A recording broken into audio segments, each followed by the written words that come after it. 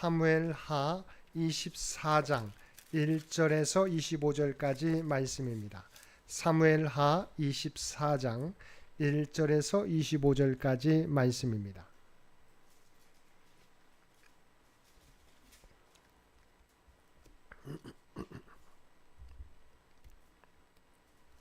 우리 주신 말씀 우리 한 절씩 교독합니다. 여호와께서 다시 이스라엘을 향하여 진노하사 그들을 치시려고 다윗을 격동시키사 가서 이스라엘과 유다의 인구를 조사하라 하신지라.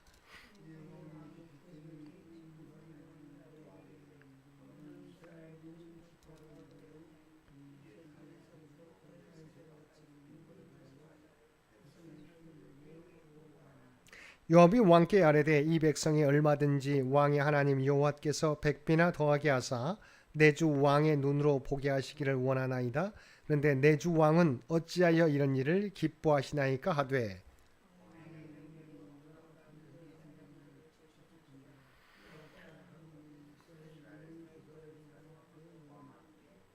요단을 건너 갓 골짜기 가운데 성읍 아로엘 오른쪽 곧 야셀 맞은편에 맞은 쪽에 이르러 장막을 치고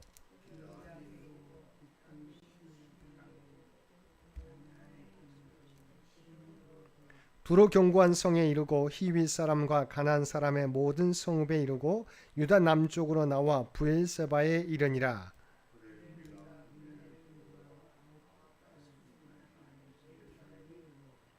요압이 백성의 수를 왕께 보고하니 곧 이스라엘에서 칼을 빼는 담대한 자가 80만 명이요 유다 사람이 50만 명이었더라.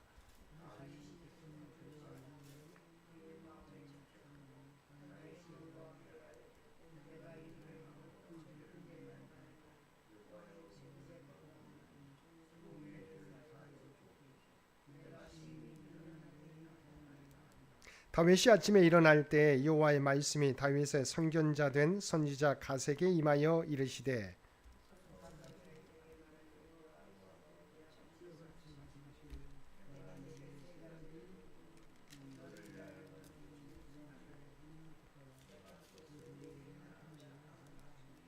가시 다윗에게 이르러 아뢰어 이르되 왕의 땅에 7년 기근이 있을 것이니까 혹은 왕이 왕의 온수에게 쫓겨 석 달 동안 그들 앞에서 도망하실 것이니까 혹은 왕의 땅에 사흘 동안 전염병이 있을 것이니까 왕은 생각하여 보고 나를 보내신 이에게 무엇을 대답하게 하소서 하는지라.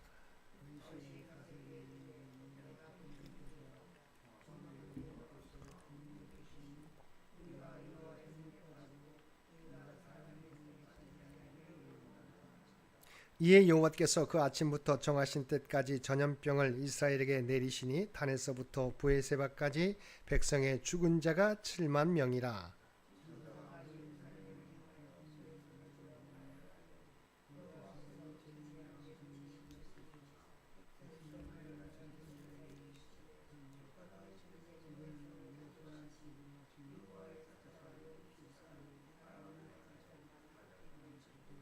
다윗이 백성을 치는 천사를 보고 곧 여호와께 아뢰어 이르되 나는 범죄하였고 악을 행하였거니와 이 양무리는 무엇을 행하였나이까 청하건대 주의 손으로 나와 내 아버지의 집을 치소서 하니라.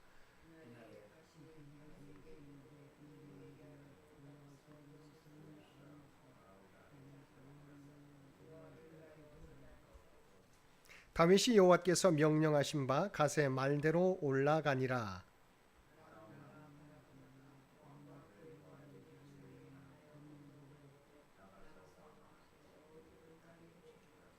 이르되 어찌하여 내 주 왕께서 종에게 임하시나이까 아니 다윗이 이르되 내게서 타작마당을 사서 여호와께 제단을 쌓아 백성에게 내리는 재앙을 그치게 하려 함이라 하는지라.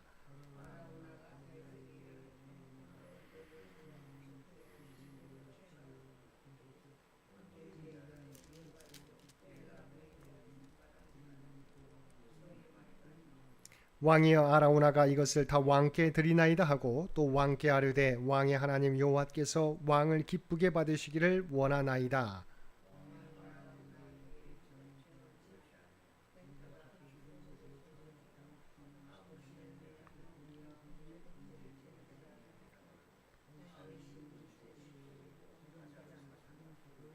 함께 읽겠습니다. 그곳에서 여호와를 위하여 제단을 쌓고 번제와 화목제를 드렸더니 이에 여호와께서 그 땅을 위한 기도를 들으심에 이스라엘에게 내리는 재앙이 그쳤더라. 아멘. 오늘도 말씀과 기도로 수요일 하루를 시작하는 모든 성도들 가운데 하나님의 놀라운 은혜가 언제나 함께하여 주시기를 주님의 이름으로 간절히 축원드립니다. 오늘 살펴볼 말씀은 사무엘하 24장의 말씀입니다. 24장의 말씀에서는 다윗의 인구조사 범죄와 관련한 기사를 보도하고 있습니다. 24장에서 다윗의 인구조사 범죄를 기록한 것은 성군 다윗이라도 범죄할 수밖에 없는 인간이라는 것과 그에 반해 두드러지는 하나님의 긍휼과 자비를 대비시켜 보여주기 위함입니다. 1절에서 9절까지 말씀은 다윗의 인구조사 범죄에 대하여 보도하고 있습니다. 다윗의 인구조사 범죄는 대체적으로 다윗 통치 말기에 있었을 것으로 여겨지고 있습니다. 그리고 그가 이처럼 인구조사를 실시한 것은 유사시에 군사력으로 전환할 수 있는 백성의 수를 헤아려 자신의 힘을 과시하고자 했기 때문입니다. 이는 그가 미약한 군사만을 가지고도 하나님을 의지하는 가운데 승승장구하며 부국강병을 이루었던 것과는 너무도 대조를 이루는 것으로서 일순간이나마 하나님의 주권적 은혜를 망각하고 교만해진 결과라고 하겠습니다. 물론 본문은 다윗이 인구조사를 하게 된 것이 범죄한 이스라엘을 징계하시기 위한 하나님의 섭리의 결과라고 말씀하고 있습니다. 우리는 하나님이 이스라엘을 징계하시려고 계획하게 된 이스라엘의 범죄의 내용이 무엇인지 구체적으로는 알지 못합니다. 다윗이 인구조사를 실시한 것은 하나님께 그 원인이 있는 것이 아니라 다윗의 교만한 마음에 그 원인이 있습니다. 즉 하나님은 다윗의 교만한 마음을 반기하여 인구조사로 가도록 하신 것이며 이스라엘은 인구조사에 대한 하나님의 징계를 통해 자신들의 죄에 대한 대가를 치렀던 것입니다. 한편 다윗의 지시에 따라 요압이 인구조사를 실시한 결과 유사시에 군대로 동원할 수 있는 20세 이상의 백성의 수는 이스라엘 사람들 중에서 80만, 유다 사람들 중에서 50만, 도합 130만 명이었습니다. 이는 다윗 시대 이스라엘이 얼마나 강성했었는지를 잘 보여주고 있습니다. 통례상 전체 인구 중 4분의 1을 군사수로 보게 될 때 다윗 시대 이스라엘의 전체 인구는 약 600만 명에 달했을 것으로 추정할 수 있습니다. 1절을 보면 하나님이 이스라엘 백성들을 징계하시기 위해 다윗을 격동시키셨다고 하였습니다. 같은 내용을 다루고 있는 역대상 21장 1절을 보면 그를 직접적으로 격동시킨 자는 사탄이라고 나와 있습니다. 근데 본문에서는 하나님이 다윗을 격동시킨 것이라고 함으로써 하나님이 다윗을 격동하는 사탄의 행위를 막지 않으시고 그의 행위를 잠시 허용하셨음을 암시해주고 있습니다.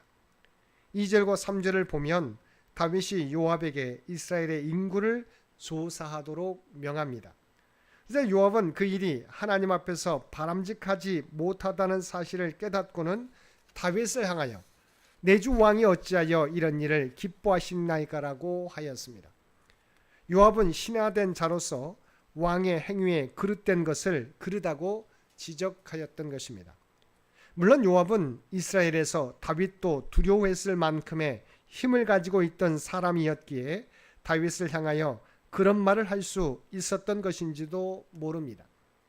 어쨌든 그가 다윗에게 그런 말을 했다는 것은 그가 다윗의 무제한적인 권력 행사와 범죄를 견제하는 역할을 감당했던 것으로 볼 수 있습니다. 10절에서 17절까지 말씀에서는 인구조사 범죄에 대한 다윗의 회개와 하나님의 징계에 대하여 보도하고 있습니다. 우리가 알고 있는 바와 같이 다윗의 인구조사는 그가 일순간 하나님의 은혜를 망각하고 자신의 군사적 힘을 과시하고자 하는 교만에서 비롯되었습니다. 그런데 다윗은 인구조사를 실시한 직후에 자신의 행위가 잘못된 것임을 깨달았습니다. 그리하여 10절 말씀에 보면 하나님께 자신의 죄를 용서해 주실 것을 간구했습니다. 이렇게 다윗은 비록 범죄하였다고 할지라도 죄를 깨닫는 즉시 회개할 줄 아는 인물이었기에 하나님의 긍휼을 입을 수 있었습니다. 그러나 죄는 비록 용서받는다고 할지라도 그 죄의 책임은 면할 수 없었습니다. 그래서 하나님은 갓 선지자를 통하여 다윗에게 하나님이 제시한 세 가지 징계 중 하나를 택하게 하셨고, 이 중에서 다윗은 3일간의 전염병 징계를 택하였습니다. 이렇게 하나님은 이스라엘에 전염병 재앙을 내리셨고, 그 결과 3일도 채 되기 전에 이스라엘 백성들 중에 전염병으로 죽은 자가 무려 7만 명이나 나왔습니다. 그래서 다윗은 차라리 자신과 자신의 집안을 벌하시도록 청원하게 됩니다.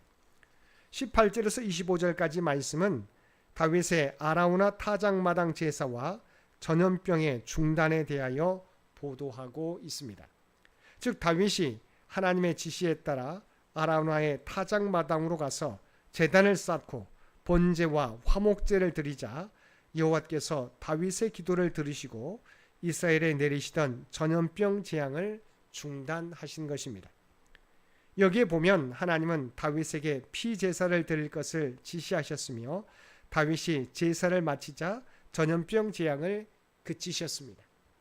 이는 죄의 용서를 위해서는 반드시 피 흘림이 요구된다는 구속사적 진리를 보여준 것이라고 할 수 있습니다. 한편 다윗이 번제와 화목제를 드린 아라우나의 타작마당은 역사적으로 중요한 의의를 지닌 장소입니다.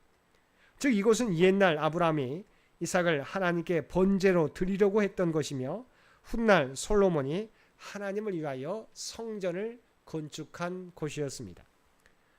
그런 의미에서 아라우나의 타작마당에서의 다윗의 제사는 인간의 죄를 대속하기 위한 그리스도의 희생을 예표한다고 하겠습니다. 사랑하는 성도 여러분, 본문을 통해 우리는 아라우나의 타작마당에는 하나님을 향한 제단이 쌓아지고 그곳에 하나님의 응답이 있었던 것을 보게 됩니다. 이러한 하나님의 응답하심은 죄로 인해 징계를 받아 두려워하는 다윗을 향해서 하나님이 여전히 그를 사랑하시며 이전해 주신 약속까지도 결코 변함이 없다는 사실을 인식시켜준 사건입니다. 그러므로 다윗에게 있어서 아라우나의 타작마당은 하나님의 은혜를 재확인하고 또한 헌신을 재다짐하는 장소가 되었습니다. 사랑하는 성도 여러분, 하나님의 사랑은 이처럼 우리의 연약함 가운데서도 계속됩니다. 그러므로 우리의 교만과 연약함으로 실수하거나 죄를 범할 경우 하나님 앞에 온전히 나오시기 바랍니다. 하나님께서는 하나님께 회개하며 나오는 자에게 변함없는 사랑의 모습으로 응답해 주실 것입니다. 오늘도 주님께 돌아오는 자를 언제나 품어주시는 하나님의 사랑을 기억하고 어떤 상황 속에서도 주님을 향하는 저와 여러분 모두가 되시기를 주님의 이름으로 간절히 축원드립니다. 함께 기도드리겠습니다. 사랑하는 가 충만하신 아버지 하나님, 우리의 교만과 실수와 잘못에도 우리를 멸하지 않으시고 회개하고 돌아오는 자에게 변함없는 사랑을 베풀어 주시니 진심으로 감사드립니다. 이 은혜를 언제나 잊지 않고 주님 안에서 참된 구원과 평안을 누리며 살아가는 저희 모두 되게 하여 주옵소서. 오늘도 이 나라와 이 민족을 기억하여 주시고 오직 하나님의 뜻 가운데 통치하시고 인도하여 주시기를 원합니다. 지난 100년 동안도 창현교회를 지켜주신 아버지 하나님, 다음 선교 100년을 향하여 나아가는 창현교회가 되도록 역사하여 주시옵소서. 특별히 2026년도도 아버지 하나님 전반기를 마치고 이제 후반기를 시작하는 날입니다. 아버지 하나님, 지난 전반기처럼 우리 창현교회와 모든 성도를 지켜주신 아버지 하나님, 후반기에도 우리 주님께서 친히 우리 모두와 함께해 주시고 그래서 친히 우리 모두를 인도하여 주옵소서. 오직 하나님의 말씀에 순종하며 하나님의 인도하신 대로 따라 살아가는 우리 모두가 되게 하여 주옵소서.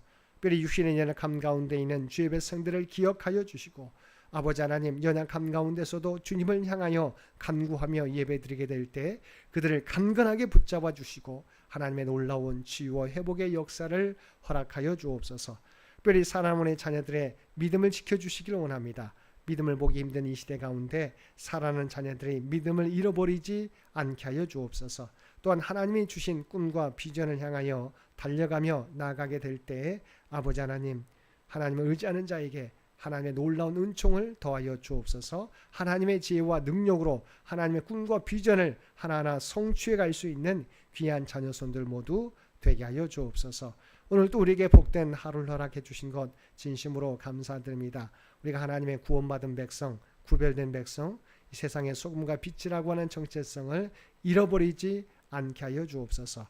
오늘도 우리가 발을 딛고 살아가는 삶의 현장 가운데 그리스도의 아름다운 향기와 선한 영향력을 드러내며 살아가는 우리 모두가 되게 하여 주옵소서. 이 모든 간구 우리를 구원하여 주신 예수님의 이름으로 간절히 기도드리옵나이다. 아멘.